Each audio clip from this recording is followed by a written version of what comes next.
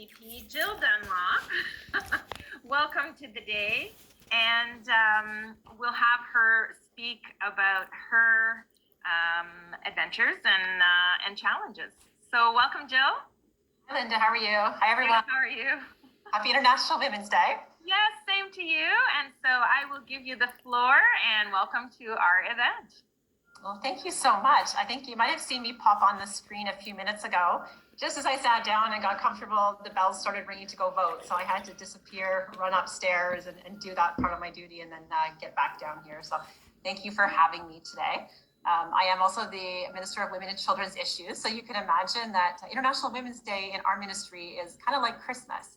So we've been going nonstop since 8 o'clock this morning. I think we're going right through till 9 o'clock tonight with all kinds of amazing events. I was actually just with a group in Thunder Bay. So wonderful how we can zoom in and out of things and still be able to participate in so many different celebrations today, regardless of what area of the province they're in. But I was able to catch a little bit of Dr. Anita's well, so thank you for participating. And just so great to be here, and especially being your own local MPP too. So I think you wanted to hear a little bit about my life in politics and how I balance everything and achieve my goals.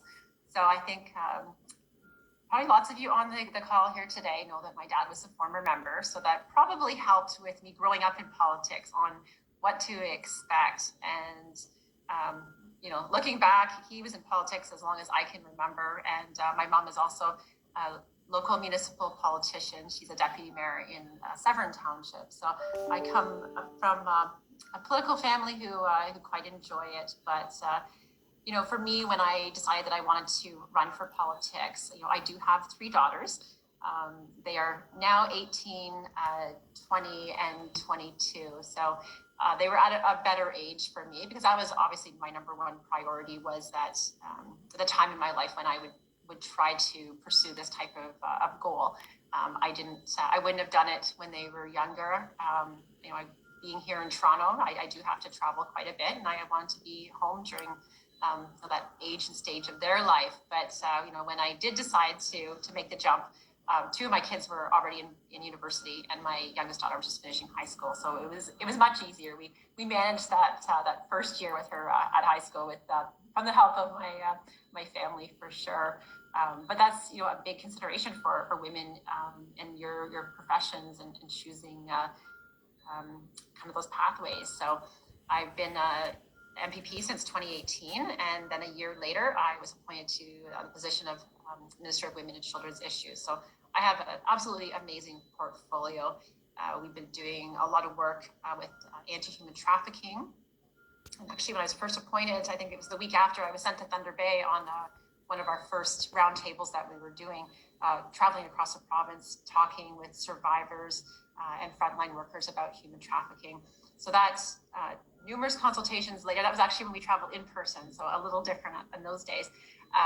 But bringing everything together, and we actually just introduced a new anti-human trafficking legislation last week, which we'll be debating and will become law moving forward. So that was very exciting for us. And now we need to just continue spreading the word, educating the public, educating young people about human trafficking, but also letting people know that the supports are in place and making sure that government is supporting those organizations who provide supports to victims and survivors. We've also done a lot of work in the area of child welfare, and that was also part of my mandate, was to modernize the child welfare system.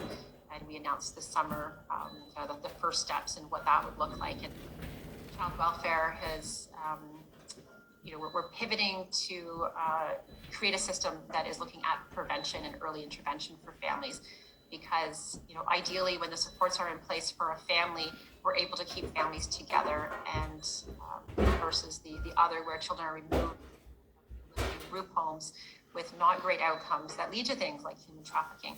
So the things in my portfolio do interlink quite a bit.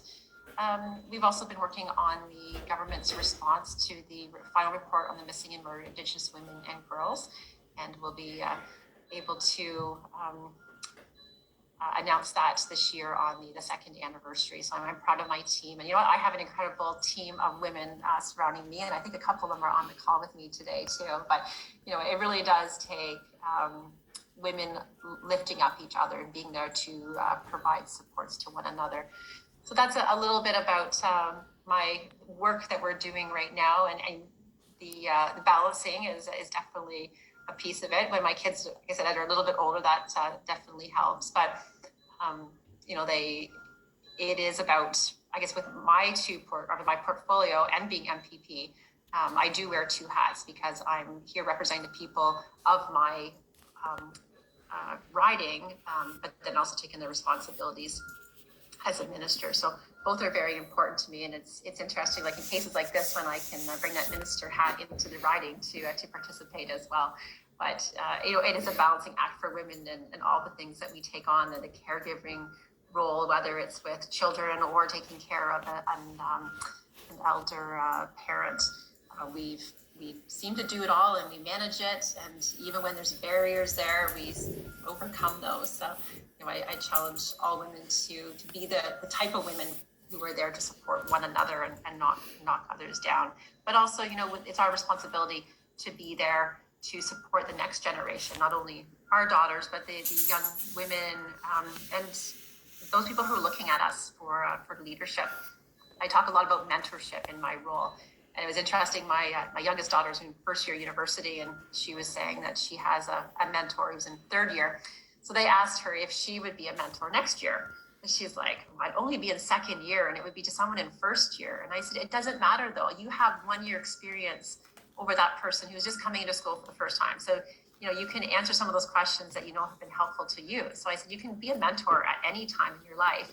And I think even, you know, amongst ourselves too, we need to be there to provide guidance and friendship and support is what makes amazing women and makes life much easier.